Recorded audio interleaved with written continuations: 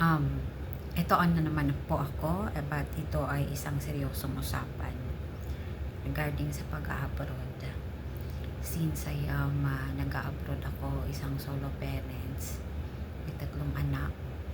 That's why I'm working hard for my children to give them a good education. And even though isang OFW, isang mahirap, it's never been easy though. You have to talk with different people, different nationality. You have to serve them.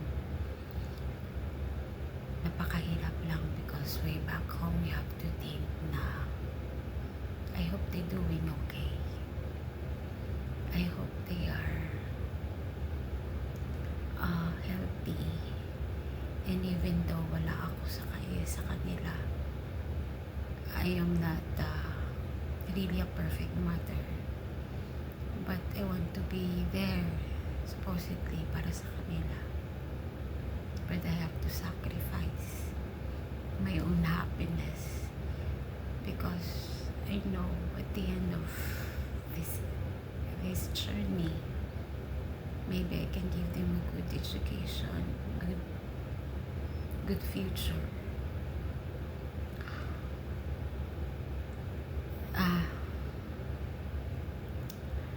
It's never been easy kasi every time when you work, your mind and even in your heart, you know you're working for them.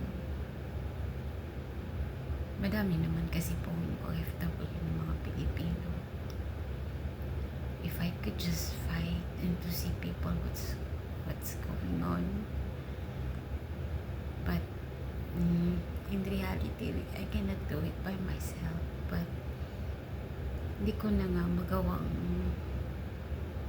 may paunlad yung sarili ko, how much more po kaya sa iba.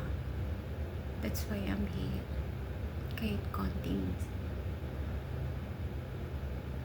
konting lakas binibigay ko from my kids.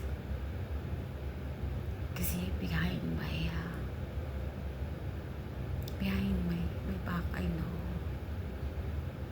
makakaya ko to if also they will support me.